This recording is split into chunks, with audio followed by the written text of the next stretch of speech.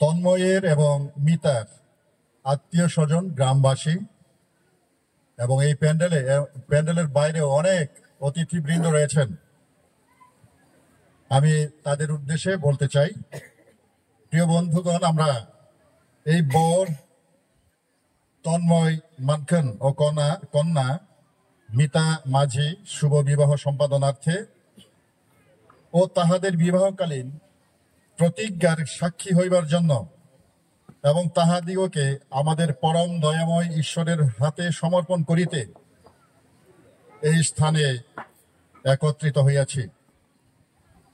বিবাহ ঈশ্বরের নিরূপিত বিধি। কিছুক্ষণ পূর্বে পবিত্র শাস্ত্র থেকে যে অংশটুকু পাঠ করেছি, আদি পুস্তকের 2 অধ্যায় 18 এবং 21 থেকে 24 পদ, সেখানেই আমরা তার পরিষ্কার বিবৃতি আমরা শুনতে পেরেছি। সুতরাং এই বিবাহ জগৎ পত্তনাবধি এই পর্যন্ত চলে আসছে এবং এখন এই পার্থিব জগতে প্রত্যেক মণ্ডলীর অনুশাসিত বিধি অনুসারে সুসম্পন্ন হয়ে আসছে। সুতরাং আমি আজকে এই বিবাহ যেহেতু দায়িত্ব আমি পালন করছি, তার জন্য আপনাদের সবাইকেই অনুরোধ জানাচ্ছি, বিবাহ ঈশ্বরের নিরূপিত বিধি। সৃষ্টিকর্তা আদিতে পুরুষ ও স্ত্রী করে নির্মাণ করেছিলেন। আমাদের ত্রাণকর্তা প্রভু যীশু খ্রিস্ট স্বয়ং গালিলের কান্নানগরে এক বিবাহ বাটিতে উপস্থিত হইয়া এই পবিত্র অনুষ্ঠানকে সমাদিত করেছেন। সাধু পৌল বর কন্যার সম্মিলনকে খ্রিস্ট ও মণ্ডলীর নিবিড় সম্মিলনের নিদর্শন বলিয়া প্রকাশ করিয়াছেন। অতএব ইহার গুরুত্ব না বুঝিয়া অথবা অবিবেচনা পূর্বক এ কার্যে অগ্রসর হওয়া অনুচিত। বিশেষভাবে আমি বর এবং কনেকে এই বিষয়টি গভীরভাবে চিন্তা করে স্থির সিদ্ধান্ত গ্রহণের জন্য আহ্বান জানাই। বরং শ্রদ্ধা, বিবেচনা ও সংযম সহকারে এবং বিবাহ সম্পর্ক প্রতিষ্ঠার যে উদ্দেশ্যগুলো বিহিত রূপে চিন্তাপূর্বক ইহাতে প্রবৃত্ত হওয়া কর্তব্য।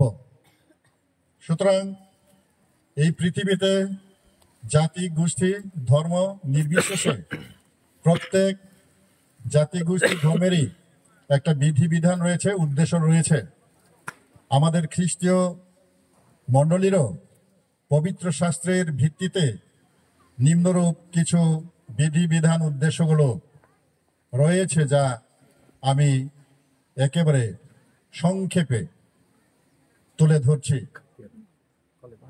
সম্পদে বিপদে আজীবন পরস্পরের সঙ্গদান, সাহায্য, সান্ত্বনা ও আধ্যাত্মিক উন্নতি বিধানই বিবাহ সম্বন্ধ প্রতিষ্ঠার প্রথম উদ্দেশ্য। ঈশ্বরের ইচ্ছানুসারে মানবের বংশবৃদ্ধি এবং ঈশ্বরের ভয়ে ও তাহার পবিত্র নামের গৌরবার্থে সন্তান সন্ততি লালন পালন ইহার দ্বিতীয় উদ্দেশ্য। ইহার তৃতীয় উদ্দেশ্য এই যে ঈশ্বর প্রদত্ত মানবের স্বাভাবিক প্রবৃত্তি ও কামনা সমূহ যেন পবিত্রীকৃত ও সৎ পথে পরিচালিত হয় এবং এই পবিত্র আহ্বানে আহুত ব্যক্তিগণ যেন নির্মল জীবনযাপন করিতে সমর্থ হয়। ইহা মানব সমাজের উন্নতির জন্য প্রতিষ্ঠিত হইয়াছে, কেননা যেখানে বিবাহ বন্ধন সমাদৃত হয়, কেবল সেখানে সমাজ শক্তিশালী ও সুখী হতে পারে। এই 4টি বিধিবিধান পবিত্র শাস্ত্রের ভিত্তিতে বিবাহের লক্ষ্য নিরূপিত। আমি বিশেষভাবে অন্যান্য জাতি, ধর্ম, গোষ্ঠীর বিবাহের লক্ষ্য উদ্দেশ্য কি এই ব্যাপারে আমি বলতে চাই না, কিন্তু খ্রিস্টীয় বিবাহ প্রকৃতপক্ষে কোনো